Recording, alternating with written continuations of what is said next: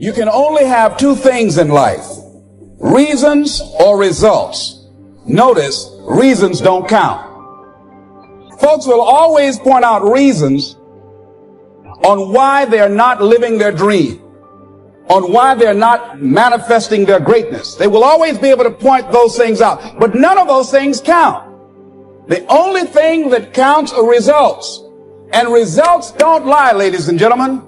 They tell it all. Judge a tree by the fruit that it bears, not the ones that it might talk about, not the ones that it might wish for.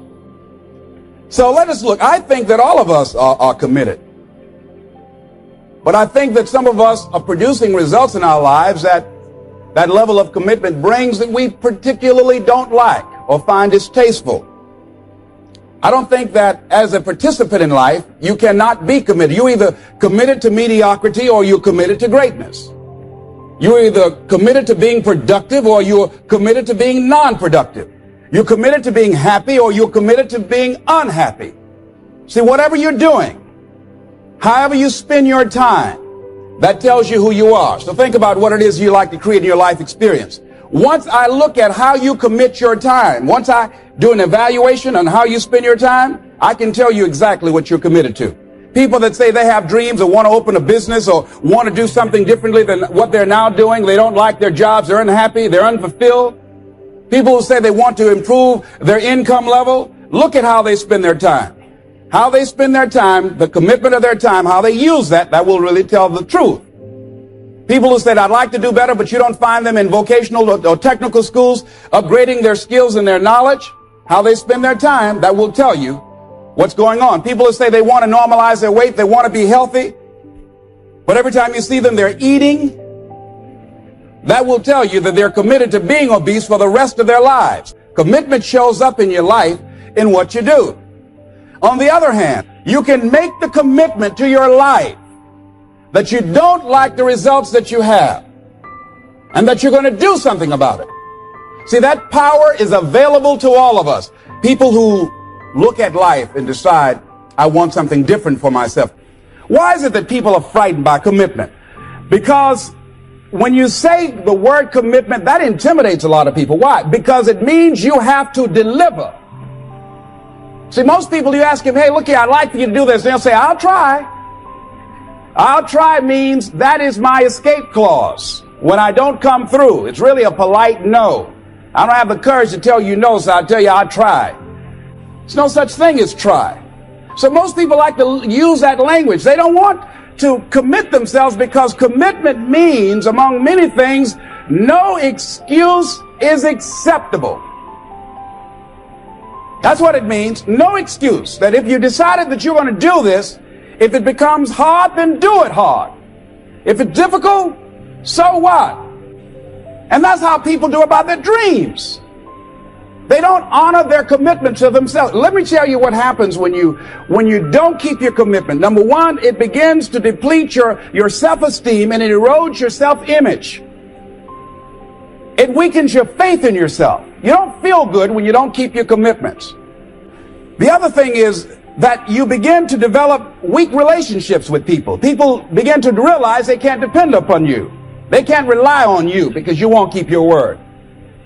You've established that kind of reputation. Just think, what would your life be like if you decided to keep your commitments? Let's do it for a commitment to make it a 7-day commitment and find out what your life will be like. Let me tell you what, if you follow it through, if you keep your commitment to the commitment, at the end of the 7 days, you'll feel strong and powerful.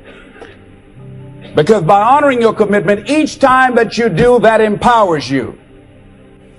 So I'm suggesting, number one, commit yourself to live in the present. Many of us are not able to move forward and develop and manifest our greatness because we spend so much time looking back or worrying about the future. Seize the moment. See, you cannot go into the future and manifest your greatness when you have various things in your life that's blocking you. Let's look at how we can begin to keep our commitments.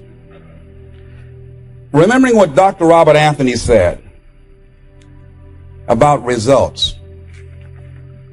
When you keep your commitments, you're able to produce some different kinds of results in your life. So how can we keep our commitments? And do we keep all commitments? No, we don't. You will not be at 100%.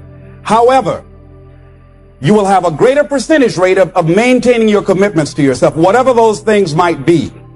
If it's going into business, if it's changing a habit that you know that works against you, all of us have the possibility, by focusing and really harnessing our attention and concentrating on it, we really have available to us the power to honor our commitments in those particular areas. So number one, make it priority. So if you want to honor your commitment, whatever you decide that you're going to do, make sure you make it important. Make sure it is priority. Keep it before you.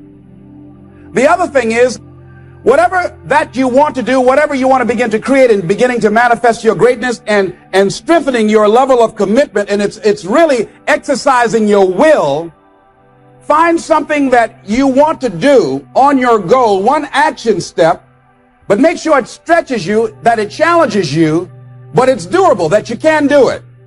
This year I decided that I was going to exercise. So I started out doing just 10 setups and 10 push-ups. I know I can do that and not get upset about it. I can do that without thinking. So I started out small. Now I'm up to 50. But if I try to do 50 starting out, I wouldn't still be doing it.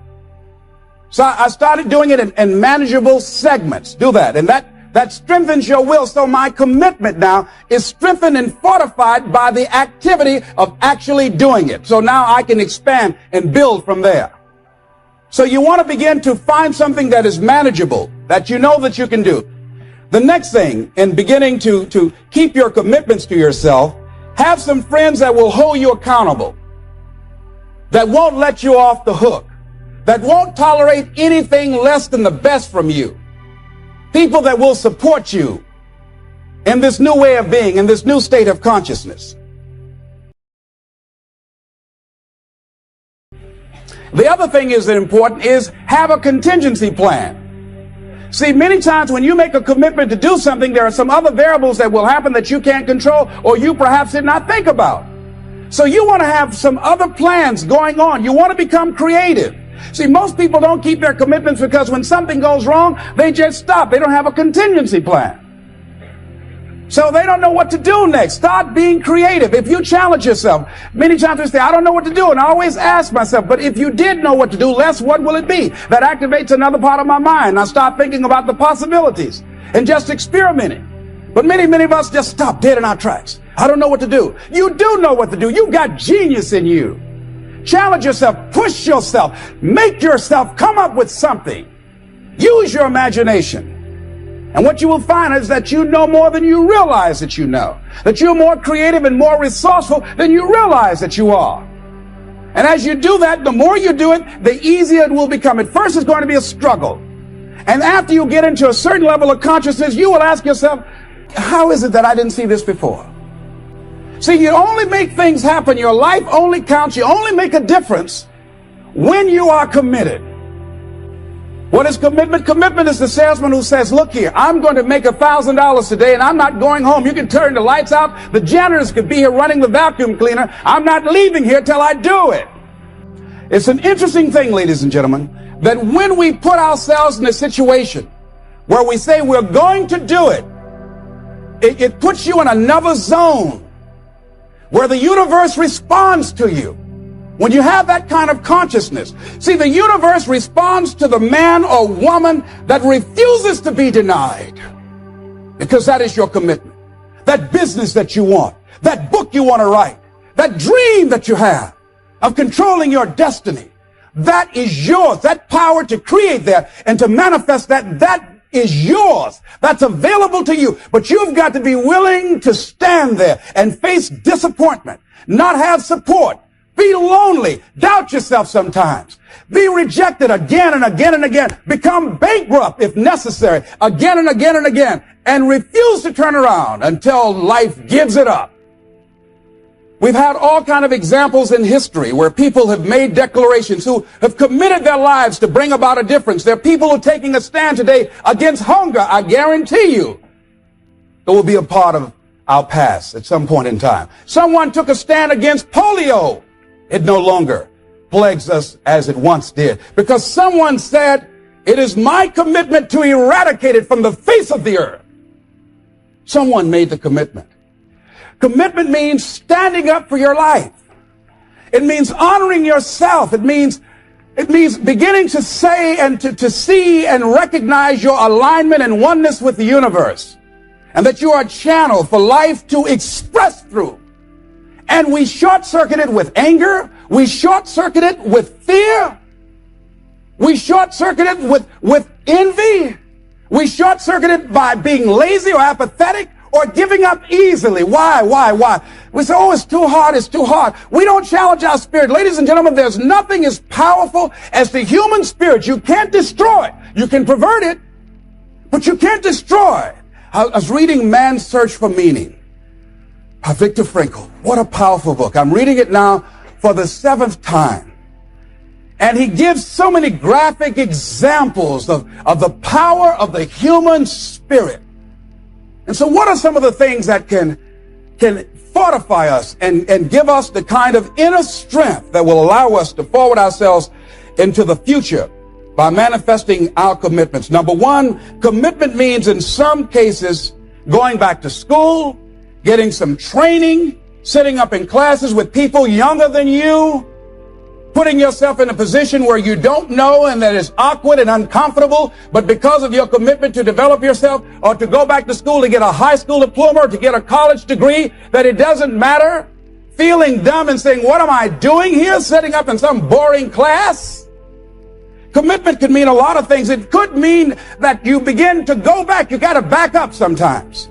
It means to back up and not give up, to regroup, back up and regroup and come back again. Because life has waylaid you, because you got knocked down. Keeping the commitments that you have might mean taking a stand that's unpopular. Something was said one time, when you take a position, it says, cowardice asks the question, is it safe? Politics asks the question, is it popular? But conscience or commitment asks the question, is it right? And see, most people rather operate from the first two. Is it safe for me to take this position?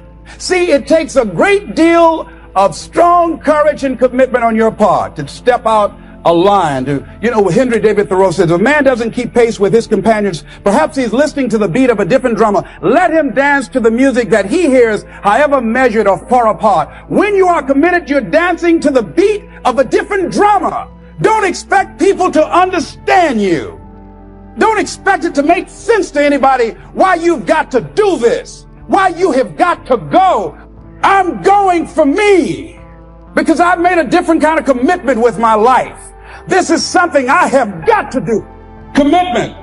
It means taking a stand for you. It means delivering. It means coming through. What if you don't keep your commitment, Les? What if you give it everything you have and you come up short? Or if you don't give it everything you have, what if you get weak along the way and you throw in a towel on yourself, you surrender to your emotions? What then? A lot of people become discouraged. They become frustrated and they say, oh, what the heck? And they go back to doing what they were doing before, saying it doesn't work. Here's what I suggest. Number one, that does happen. So take total responsibility for it. Just own it. Don't make any excuses on why you gave in. Next thing is, assess the situation. How did you get here? What happened that you broke down, that you had a breakdown and you surrendered? What happened? What was going on? The other thing is, start again. So what? You fell flat on your face. So what? Start again. Learn from the experience. And start again. Don't count yourself out. Don't sentence yourself to a lifetime of being miserable, a lifetime of being broke, a lifetime of being unhealthy. And so what if you make a commitment and you're not able to do it like a pro? Live in the moment. I like what this says. Look to this day, for it is life, the very life of life. For yesterday is but a dream and tomorrow is only a vision. But today Today well lived makes every yesterday a dream of happiness and every tomorrow a vision of hope. Look well, therefore, to this day